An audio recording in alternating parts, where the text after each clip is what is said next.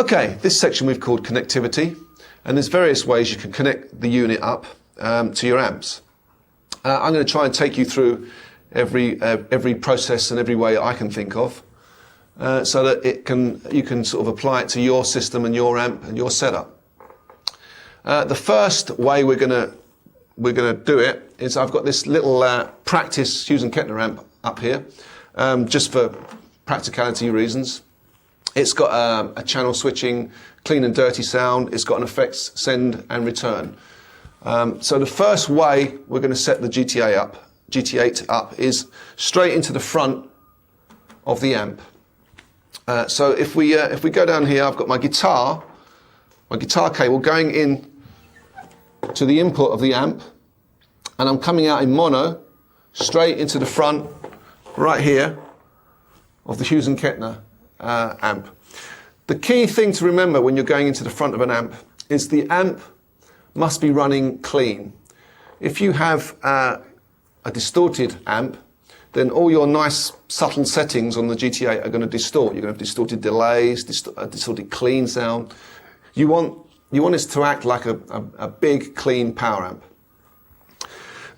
The other factor you've got to bear in mind is you've got an EQ section at the front of your amp.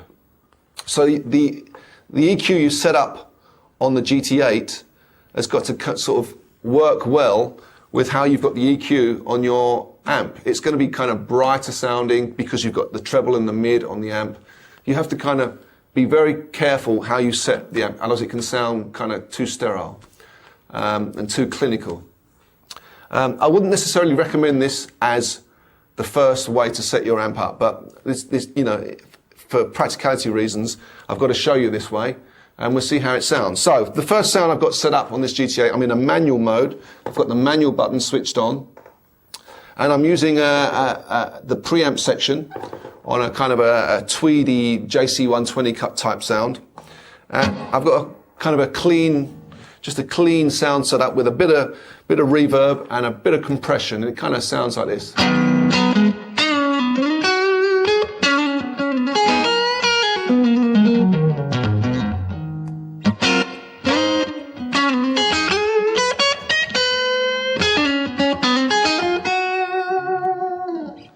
Kind of a nice generic clean sound.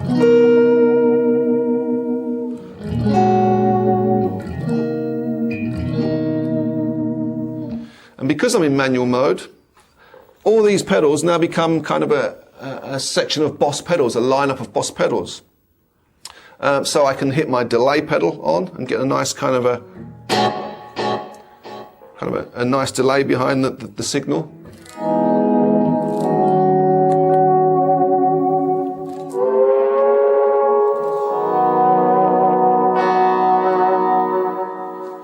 I've got the chorus pedal and the chorus setting just there, so I've got a nice generic chorus sound.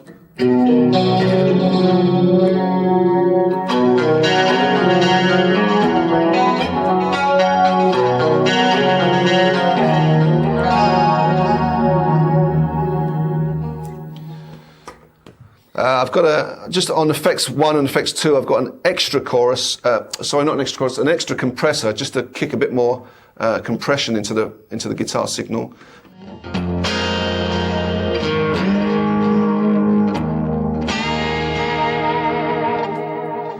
And just for fun, on effects 2, I've got a kind of a sort of a low octave thing happening.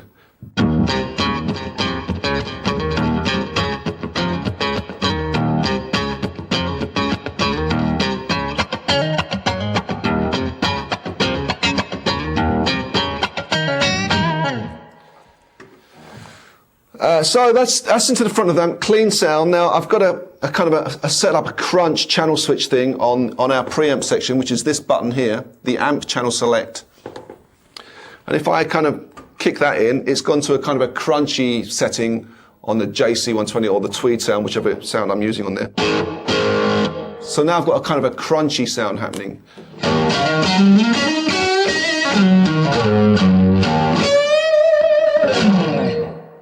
Kind of works.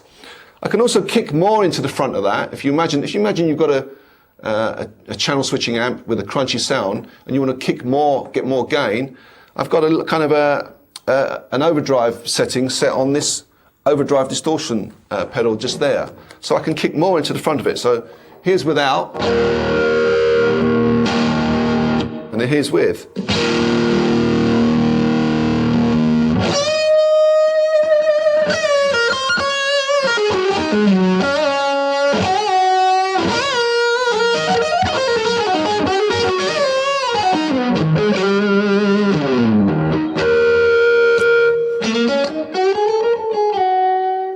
I've kind of set it so it's kind of really kind of touch sensitive. So as I turn the guitar down,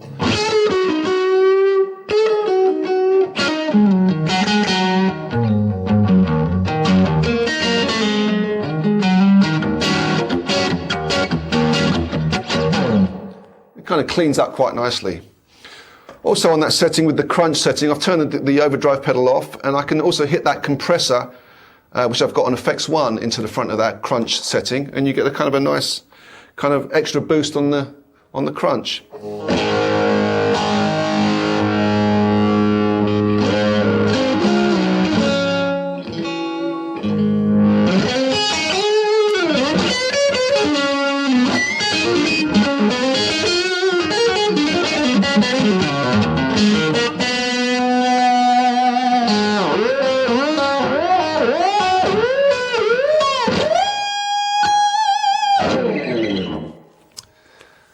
So that's the first, most obvious way to set the pedal up. It's what most people are going to do when they get it out of the box. They're going to plug straight into the front of their amp. I would say that it does help if your amp is a powerful amp and it can run clean and loud. Then you're going to get more tones out of the GT-8. But it doesn't necessarily make it the best way to set the GT-8 up. So I'm going to show you a few more options that might help. Okay, the second way you can set the Boss GT-8 up is into the power amp section of your amp. Now most modern amps will have an effects send and effects return part of the amp. If you plug your guitar and your pedals straight into the effects return of the amp, what you're doing is you're missing the front end of the amp. You're missing the EQ and the preamp section, and you're just going straight into the power amp. So the Boss pedal becomes your preamp and all your EQ if you just plug straight into the effects return. On this Hughes and Kettner amp, it's line in and line out, which effectively is an effects send and effects return.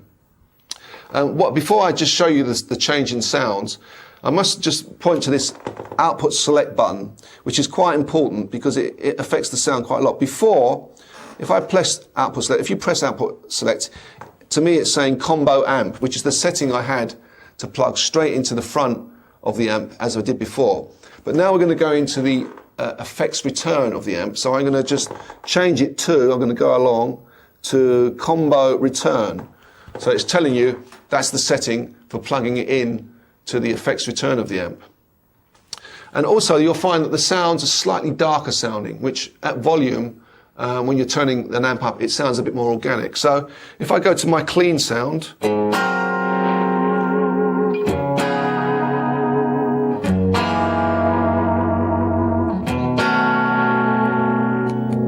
it's kind of slightly less kind of digital sounding.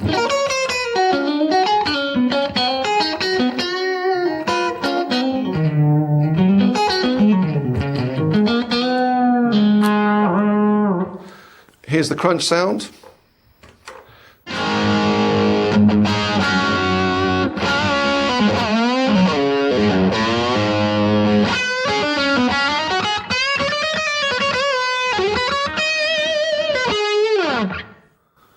A bit more preamp in it, so a bit more gain. We can put the overdrive pedal at the front of that.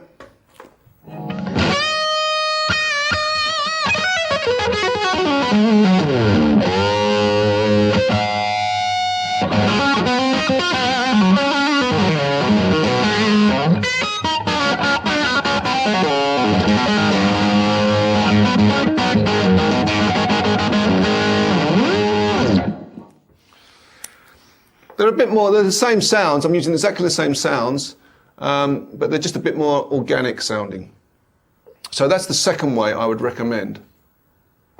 if there's one thing better than playing through one practice amp, it's playing through two practice amps. So now we're going to do the same thing. We're going to the front of the amp, but this time we're running in stereo. I've gone to my output select button and I've allocated it to combo amp, which means straight into the front of the amp. My delay, I've switched to a pan delay, so now I'm getting a kind of a cool sort of, you can hear it going left and right. The chorus, I've switched to stereo chorus.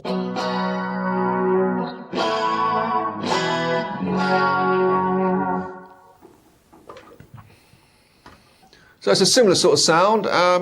We're going to the front of the amp and everything is running in stereo now. What sounds really nice, before I click in the delay and the chorus, you can hear a kind of a reverb. The reverb sounds, it's a very subtle effect, but it's in stereo and it gives a real size to the sound. But I'm going to have a little goof around, see what you think. See, I'm going to gradually click in the other effects, the delay and the chorus, so you can say.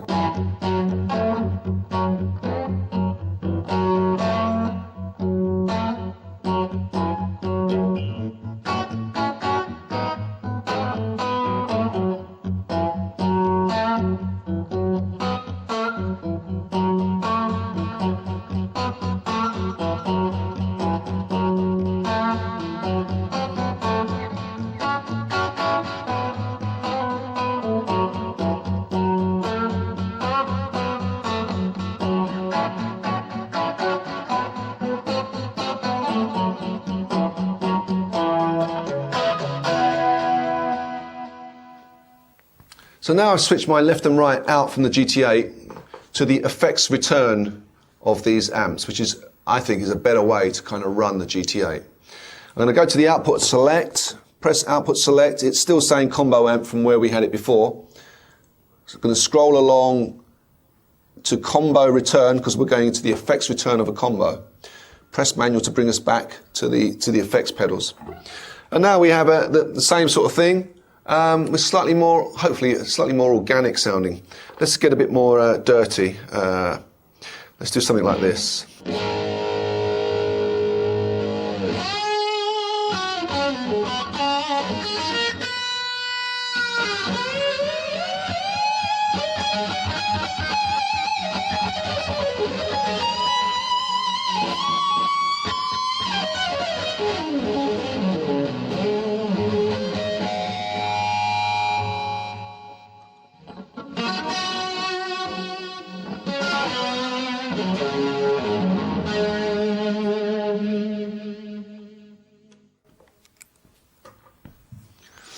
So a little bit of delay there, a little bit of stereo chorus at the end, but you can see it kind of sounds much kind of cooler in the stereo mode.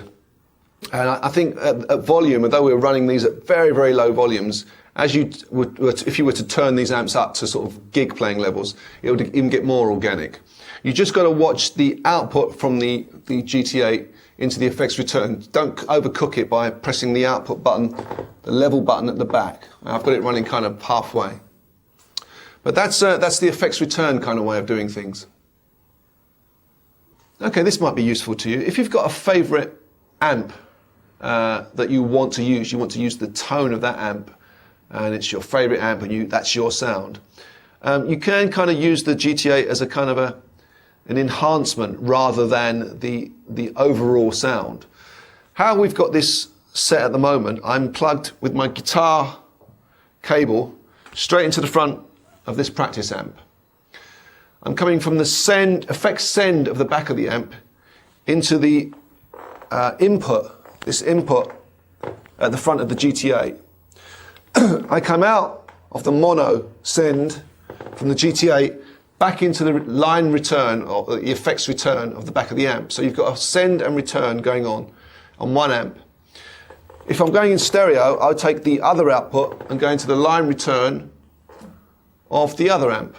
So what you're doing is you're putting this whole unit in the effects loop of the amp. Now there's pros and cons to doing that.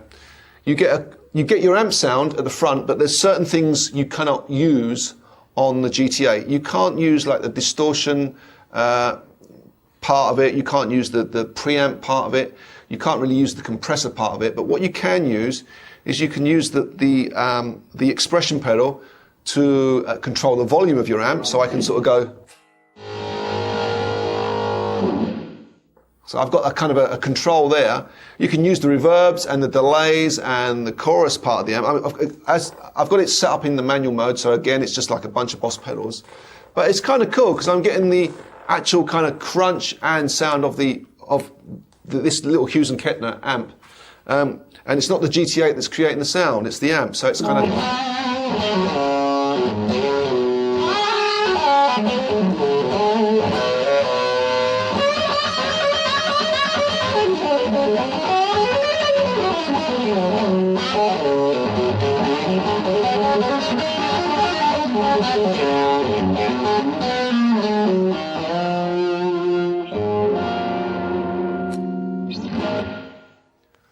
So that's kind of, I've got the kind of gain turned up. It's a little practice amp, but that is the sound of the amp with a little bit of stereo reverb coming from the GT-8. And that's basically what it's doing. I'm controlling the volume of it with the expression pedal, but I can also switch in the delays.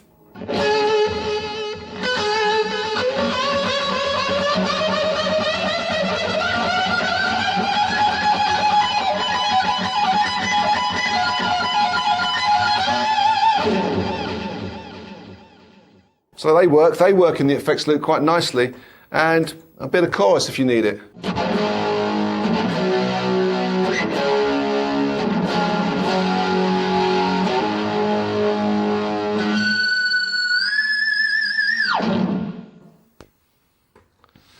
So that's another way to use it. You don't get the benefits of all the tricks and squicks and squacks that the GT-8 can do, but you can just use it if you've got your favorite amp. You can keep your core sound and just use this to enhance it with a bit of reverb, bit of delay, and controlling the volume of the amp. In my experience, the best way to connect one of these GT-8s is through a massive stereo power amp. Which is what I'm doing now, and most of the sounds on this DVD you'll be hearing is through my Marshall 9200 power amp. It's 100 watts per side, and it's loud, and it stays clean and keeps the clarity of the GT-8. So whenever I've done a kind of a live gig using the GT-8 or the GT3, then that's what I tend to use. I use a power amp, but we're going to keep the same generic sound that I've been showing you. I've set my output select on stack return, which works best with the power amp. And basically it's the same sound, but kind of clearer and louder and better. So kind of sounds like this, I guess.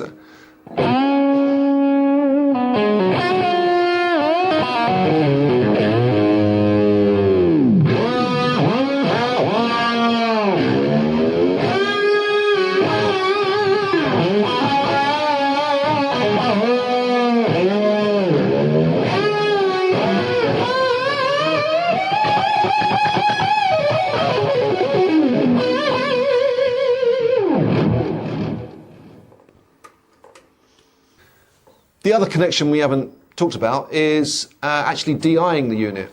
For this you need the speaker simulator part of the unit, which is on your output select button, and you take it to line phones. And that's when you get into the speaker simulation part of it. And you have to use the preamp speaker section. I've got a kind of a dual rectifier thing happening, a Mesa Boogie type sound. And you can also get into what speaker cab you want to use. If you flick along the parameters, you can get into what speaker cabinet or what mic you want the pretend mic to be miking the cab up with. So I've just got I quickly sort of dialed in a sound, and it's a pretty full-on sound, but see what you think. Sounds like this.